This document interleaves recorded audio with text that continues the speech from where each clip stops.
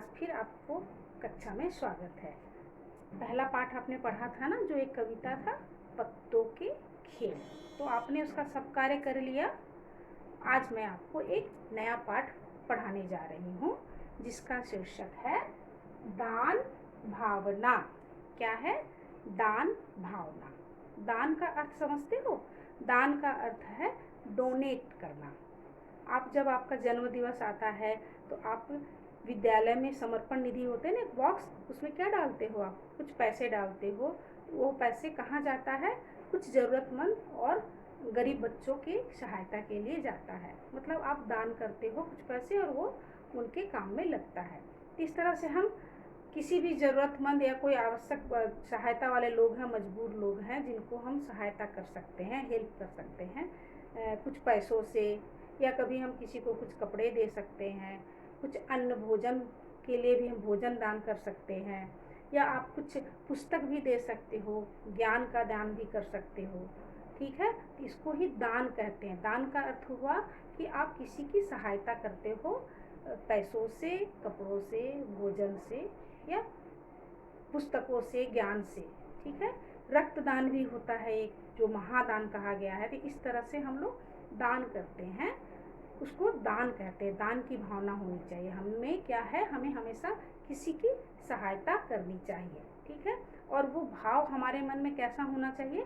निस्वार्थ भाव से। ऐसा नहीं कि कुछ लोग जैसे सोचते हैं कि मैं इसकी सहायता क्यों करूं, वह तो हमारे किसी काम का नहीं है, ये सोचकर नहीं करते, या फिर वो इसलिए करते हैं कि वह व्यक्ति उसका काम आएगा। तो हमें ऐसी भावना लेकर काम नहीं करना चाहिए, मतलब दान नहीं करना चाहिए।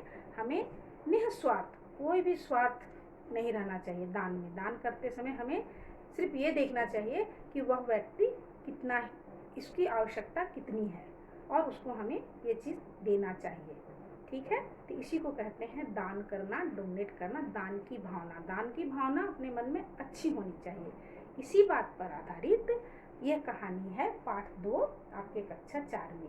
ठीक है, यह कहानी जो है यह कर्नाटक की एक लोक कथा है। ठीक है, लोक मतलब फोक, लोक कथाएं हैं ये, उसी में से एक कथा यह है दान भावना। तो इस दान भावना में क्या होता है हम देखेंगे आगे कि क्या होता है, किसने स्वार्थ से दान किया और किसने निस्वार्थ से किया, वो पाठ में हम पढ़ेंगे तो पता चलेगा। तो पाठ में 3 पात्र मुख्य हैं। एक है दादी, ग्रैंड माँ जिसको कहते हो, वही दादी जो है वो दादी है। ठीक है, और उसका एक पोता है, ग्रैंडसन। पोता का मतलब क्या हुआ? अर्थ ग्रैंडसन। ठीक है, तो ये दादी और पोता है। तीसरा है साहूकार। साहूकार का मतलब है अर्थ बहुत अमीर व्यक्ति, लेकिन साहूकार एग्जैक्ट उसका अर्थ होता है कि जो लोन कोई लेता है, मतलब पहले जब बैंक नहीं था तो लोग क्या करते थे, गरीब लोग अपने ज़रूरत के पैसे उनसे लोन लेते थे, उधार लेते थे, और उसको चुकाते थे, और उसके साथ साथ वो इंटरेस्ट भी देते थे। ठीक है, जैसे अभी हम लोग बैंक से लोन लेते हैं, उधार लेते हैं, तो जब हम उनको देते हैं तो उनके साथ साथ हमको ब्याज भी देना पड़ता है, इंटरेस्ट भी देना पड़ता है। तो इस तरह से साहूकार भी यही करते थे कि वो लोन तो देते थे पैसा, लेकिन उस पैसे के बदले में उससे कुछ ज़्यादा मतलब इंटरेस्ट लेकर वो पैसा लेते थे, तो उसे साहूकार कहते हैं। ठीक है, ये तीनों हैं, और तीनों के बीच की ये एक कहानी है जो आप पढ़ेंगे, मैं पढ़ाऊँगी तो आप सुनना बहुत अच्छा लगेगा। ठीक है, तो मैं आज पाठ को प्रारंभ कर रही हूँ। ये कक्षा 4 की पुस्तक है, ये सरल मधुबन। ठीक है, सरल मधुबन, सरल हिंदी। ठीक है, आपकी पुस्तक है, आप भी पुस्तक खोलिए, पेज नंबर 13। ठीक है, दान भावना। मैं पढ़ती हूँ, आप ध्यान से उसको क्या करेंगे? सुनेंगे। यह कहानी कर्नाटक की एक प्रसिद्ध लोक कथा है, ये भी आप जान लीजिए। श्रीनिवास नाम का एक बालक अपनी दादी के साथ एक नए गांव में रहने आया। वे दोनों गांव के साहूकार के पास पहुंचे। साहूकार अपनी तोंद फुलाए कुर्सी पर बैठा था। दादी और पोते ने साहूकार को प्रणाम किया। दादी ने उससे कहा, मालिक, हम दूसरे गांव से आए हैं, अब यहाँ रहना चाहते हैं। आप हमें सिर छिपाने की जगह दे दें, बदले में हम आपके घर के काम कर देंगे। यहाँ पे क्या है, श्रीनिवास नाम का एक लड़का था और उसकी दादी, दोनों एक नए गांव में गए और वहाँ पे रहने का उसका कोई भी व्यवस्था उनकी नहीं थी। तो वो साहूकार के पास गए और वहाँ पे उसने साहूकार से पूछा कि आप कहीं रहने के लिए मुझे स्थान देंगे। और साहूकार अपने तोंद का मतलब पेट बड़ा हो जाना, उसको पेट तोंद फुलाकर वो आराम से कुर्सी में बैठा हुआ था। और दादी उसको बोल रही है कि आप मुझे सिर छिपाने मतलब मुझे कोई जगह दे दीजिए रहने के लिए, हम आपका काम इसके बदले में कर देंगे घर का। साहूकार ने मन में सोचा, बिना दाम के 2 मजदूर मिल रहे हैं, इन्हें क्यों छोड़ा जाए। वह मान गया। उसके घर के पिछवाड़े उन्हें रहने की जगह दे दी। दादी ने पूछा, साहूकार जी, इसका किराया क्या लगेगा। साहूकार ने झट से बताया, मेरे घर में 4 भैंसे, 3 बैल और 4 गाय हैं, उन सबको चराना होगा। उनके गोबर को पाथ कर उपले बनाने होंगे और उपले बेचकर उनके पैसे मुझे देने होंगे, वही इसका किराया होगा। दादी और पोते ने साहूकार की शर्त मान ली। अब यहाँ पे क्या होता है, साहूकार बहुत खुश होता है कि चलो बिना पैसे के 2 मुझे नौकर मिल गया, मुझे अब पैसा देने की जरूरत नहीं है। और जब दादी से पूछती है कि इसका किराया क्या लगेगा, तो वह कहता है कि मेरे घर में जो गाय भैंस बैल है उनको आप चराने जाओगे, चराने का मतलब उसे खिलाने जाओगे, और उसके बाद उसका जो गोबर होगा, काऊ डंक, उससे आप क्या बनाएंगे, केक बनाएंगे गोबर का, ठीक है। और उसको ही उपले कहते हैं। उस उपले को आप बाजार में बेचकर आना और वो जो पैसे मिलेगा वो मुझे दे देना। यह साहूकार ने उसे कहा और उन लोगों ने यह बात मान ली। उसी दिन से दादी तो साहूकार के घर काम करने लगी और पोते ने गांव में ही कोई काम ढूंढ लिया। उनका जीवन चलने लगा। दादी उसके घर में काम करने लगी और पोता उसी गांव में कहीं और भी काम करने लगा और इस तरह से उनका सरवाइव करने लगे, जीवन निर्वाह करने लगे। एक दिन की बात है, साहूकार के दरवाजे पर फटेहाल एक भिखारी आया। साहूकार ऊंची आवाज में बोला, चलो चलो आगे बढ़ो, मेरे पास कुछ नहीं है। वह भिखारी घूमकर पिछवाड़े की ओर आ गया। दादी को उस पर दया आ गई। घर में जो खाना बना हुआ था वह उसने भिखारी को दे दिया। विदा होने से पहले भिखारी दादी की हथेली पर एक दमड़ी रखते हुए बोला, माँ, तुम इससे अपने पोते के लिए मुरमुरे खरीद लेना। अब क्या हुआ, एक दिन एक भिखारी बेघर आया, भीख मांगकर खाता था, उसको भूख लगी थी। उसे साहूकार ने क्या किया, भगा दिया, बोला जाओ तुम, मेरे पास कुछ नहीं है। तो वह भिखारी पीछे की ओर चला गया, घर के पिछवाड़े मतलब घर के पीछे का स्थान जहाँ पे वो दादी और उसका पोता रहता था, वहाँ गया। तो उसने जो दादी को उस पर दया आ गई। उसने क्या किया, जो कुछ भी वो घर में खाना बनाया था उसको दे दिया। तो भिखारी क्या किया, एक दमड़ी का मतलब 1 रुपीज का 1/4 हिस्सा, ठीक है, 1/4 मतलब 25 पैसे, एक दमड़ी उसे दे दिया और बोला कि देखो माँ, तुम एक काम करना, अपने पोते को दे देना मुरमुरे खरीद कर इस पैसे से, ठीक है। दादी ने उस दमड़ी को अपनी संदूकची में रख दिया। वह सोच में थी, आज अपने पोते को क्या खिलाएगी। तभी उसका पोता खेत से आया, वह भूखा था। दादी ने पोते को सारी बात बताई और कहा, संदूकची में से दमड़ी लेकर कुछ खरीद ला। जैसे ही पोते ने संदूकची खोली, सोने की चमक से सारी झोपड़ी जगमगा उठी। अब क्या हुआ, उस दमड़ी को, संदूक मतलब बॉक्स, ठीक है। पहले के ज़माने में बॉक्स में रखते थे, लकड़ी का या लोहे का बक्सा होता है, उसमें क्या करता था वो सभी लोग रखते थे वहाँ पे कुछ पैसे, तो वहीं पे उसने दमड़ी रख दिया था दादी ने। जब आया वो पोता खेत से तो बहुत भूखा था, वो खाने को मांगता है। तब दादी कहती है देखो संदूकची में एक दमड़ी रखा हुआ है, उसे ले जाओ और उसी से कुछ खरीद कर खा लो, ठीक है। पोता गया और संदूकची जैसे खोलता है तो देखता है कि उसमें पूरे भरे हुए हैं, क्या है, सोने के कॉइन भरे हुए हैं, पूरा जगमग जगमग कर रहा है चारों तरफ सोने से, ठीक है। पूरी झोपड़ी जो उसका हट था जगमगाने लगा। उन्होंने सोने को बेचकर सुंदर मकान बनाया, जमीन खरीदी, बैल खरीदे और बड़े किसान बन गए।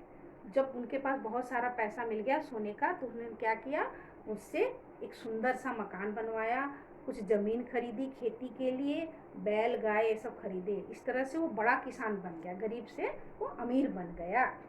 उनकी समृद्धि देखकर सेठ ने सोचा काश मैंने उस भिखारी को न भगाया होता। एक दिन वही भिखारी फिर उसके दरबार पर आया जिसे बहुत समय पहले उसने भगा दिया था। साहूकार दौड़कर बाहर आया, भिखारी को सम्मान के साथ अंदर लेकर गया। इसके बाद थाली में 56 व्यंजन सजाकर उसके सामने ले आया। मुस्कुराते हुए भिखारी ने छककर भोजन किया। जाते हुए वह साहूकार को भी एक दमड़ी दे गया। अब समृद्धि का मतलब वैभव अमीरी देखकर उस पोते और दादी का अब अफसोस करने लगा वो साहूकार कि मैं क्यों उस भिखारी को भगाया। तभी क्या होता है, एक दिन वो भिखारी फिर से आता है, उसे जैसे ही वो देखता है साहूकार उसको तुरंत अपने घर बहुत आदर सम्मान के साथ बुलाता है और उसे 56 भोग मतलब बहुत सारी खाने की चीज़ें देता है, ठीक है। तो भिखारी बहुत अच्छा से खाना को खाता है और फिर क्या करता है, एक दमड़ी उसको भी देकर चला जाता है, साहूकार को देकर चला जाता है। दमड़ी हाथ में आते ही साहूकार की खुशी का ठिकाना न रहा। उसने दमड़ी को बड़े जतन से अपनी तिजोरी में रखकर ताला लगा दिया। जैसे ही दमड़ी उसके हाथ में आया तो उसने अपनी तिजोरी जिसमें पैसे रहते हैं वहाँ पर उसने बहुत अच्छा से जतन से मतलब बहुत सहेज कर उसने रख दिया और उसको ताला लगा दिया ताकि कोई ना लेकर जाए। उस रात उसे नींद नहीं आई। वह बार बार तिजोरी के पास आता और फिर बिस्तर पर लेट जाता। इस तरह पूरी रात घूमते हुए बीती। अब उस रात उसको नींद आई ही नहीं, बार बार वो क्या करता था, तिजोरी के पास जाता था और फिर आकर अपने बिस्तर पर बेड पर आकर सो जाता था। सोता तो नहीं था, जस्ट लेट जाता था। इस तरह से पूरी रात वह जागता ही रहा। समझो एक बार जाता था तिजोरी के पास, एक बार फिर से आकर बेड पर लेट जाता था। पाँव फटते ही साहूकार तिजोरी खोलने आया। सोना मिलने की खुशी में उसने अपनी आंखें बंद कर ली थी। वह सोच रहा था कि उसकी पूरी तिजोरी जगमग कर रही होगी, लेकिन यह क्या हुआ, तो बिल्कुल उल्टा। उसकी तिजोरी में रखा हुआ धन कोयला बन चुका था। साहूकार समझ गया कि यह सब उसकी करनी का फल है। दादी ने निस्वार्थ भाव से भिखारी को भोजन कराया था, इसलिए उन्हें वैसा ही फल मिला। उसने लालच में आकर भिखारी को भोजन दिया था, सो ऐसा फल मिला। इसके बाद से साहूकार का व्यवहार हमेशा के लिए बदल गया। दादी और पोते ने उसे अच्छा सबक सिखा दिया। पाँव फटते का मतलब होता है सुबह। सुबह जैसे ही हुआ तुरंत साहूकार गया और तिजोरी को खोलने के लिए गया जल्दी से, और सोना मिलेगा, बहुत सारा सोने स्वर्ण मिलेंगे उसे, इसकी खुशी में वो अपनी आंखें बंद कर लिया। लेकिन जब उसने तिजोरी खोली तो वहाँ क्या देखता है, वहाँ कुछ भी नहीं है, बल्कि उसके भी जो सोने के और बहुत सारे जो पैसे थे असरफियाँ वो सब क्या बन गया, कोयला बन गया। कोयला का मतलब कोल, ठीक है ना, कोयला जिससे आग जलाकर खाना बनाते हैं लोग, ठीक है। अब वह बहुत दुखी हो गया और वह समझ गया यह उसके करनी का फल है, मतलब उसके कर्मों का फल है। जैसा हम कर्म करेंगे हमें वैसा ही फल मिलेगा। दादी क्या की थी, निस्वार्थ भाव से खाना दी थी, इसलिए उसको अच्छा फल मिला। लेकिन इसके मन में लालच था कि हम उसको खिलाएंगे तो हमको बहुत सारे सोने चांदी मिलेंगे, तो इसलिए उसे नहीं मिला, क्योंकि उसमें स्वार्थ की भावना थी, निस्वार्थ की भावना नहीं थी। अब उसको समझ में आ गया और उसका व्यवहार जो था वो बदल गया। अब वो किसी से ज़बरदस्ती काम लेना, स्वार्थ के हिसाब से काम नहीं लेता था, थोड़ा वो बदल गया पहले से, अब वो अच्छा आदमी बन गया। तो क्या हुआ, ये किसने बदलाया, दादी और पोते। दादी और पोते के व्यवहार से उसको अच्छा सबक मिला, मतलब एक लेसन उसको मिला, पाठ पढ़ा और वह एक अच्छा आदमी बन गया। तो ये कहानी आपको कैसी लगी बच्चों, अच्छी लगी ना? आप भी इस पाठ को पढ़ना और समझना। इसमें क्या है, कुछ क्वेश्चन है। श्रीनिवास और उसकी दादी, मौखिक प्रश्न है, किसके घर गया? किसके घर गया? साहूकार के घर। ठीक है, तो साहूकार के पास वह क्या मांगने लगे? दोनों दादी और पोते ने उससे रहने की जगह मांगने लगे। इस तरह से कुछ मौखिक प्रश्न हैं, वो हम आपको अभी बताएं, और लिखित प्रश्न जो है वो हम लिखेंगे, बुक्स में लिख के आपको देंगे और फिर आप भी उसको लिखना। कुछ तो है विलोम शब्द। विलोम का अर्थ होता है उल्टा, ठीक है, और विलोम शब्द जब हम लिखते हैं तो उसके बीच में हम क्रॉस डालते हैं, ऐसे, ठीक है, ऐसे हम क्रॉस डालेंगे, ऐसे क्रॉस डालेंगे। तो इसमें कुछ शब्द हैं, जैसे नया। नया का क्या होगा बच्चों? पुराना। नया, नया का क्या होगा? पुराना। ये क्या है? विलोम शब्द है, विलोम शब्द, ठीक है। तो विलोम शब्द इसमें आया है, नया का पुराना। ओके। सम्मान का अपमान। सम्मान, ठीक है, यहाँ सम्मान है तो इसका अपोजिट विलोम क्या होगा? अपमान। अपमान, ठीक है, ठीक है बच्चों।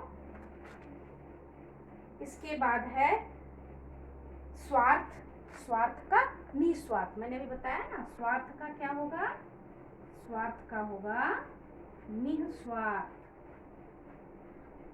निस्वार्थ।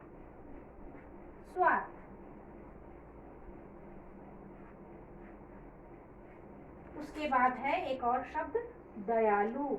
दयालु काइंडनेस, ठीक है, दयालु। कौन यहाँ दयालु था? उसकी दादी थी। लेकिन ये कौन कैसा था?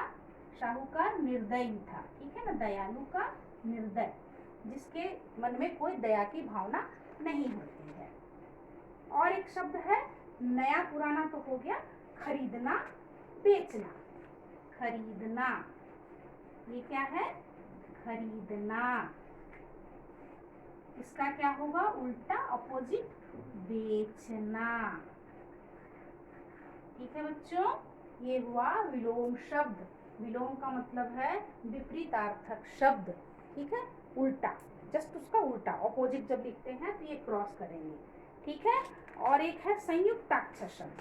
कुछ आपके संयुक्ताक्षर का मतलब हुआ, एक शब्द हाफ लेटर का रहेगा, वो दूसरा पूरा रहेगा, जैसे म, आधा म और पूरा म, ऐसे म और म। ये भी आपके पाठ्य पुस्तक में भाषा ज्ञान में दिया हुआ है। तो ये जो है लेटर, इसको मिलाकर दो दो शब्द बनाने हैं। एक आपका इसमें बना हुआ है, तो इसमें एक है सम्मान। तो सम्मान है तो इसका हम लिखेंगे चम्मच। और एक शब्द क्या होगा? अम्मा। उसके बाद है वो आधा वो और यह, व्यवहार, व्यवसाय, व्यर्थ, छप्पन, एक आधा पो और पूरा पो, चप्पल, अपम, ठीक है। फिर है समृद्धि, बुद्धि, वृद्ध। दूसरा है द्वारा, तो द्वार, द्वारिका। इस तरह से पुस्तक में है, उसको हम करेंगे अगली कक्षा में। आज के लिए बच्चों इतना ही। धन्यवाद बच्चों।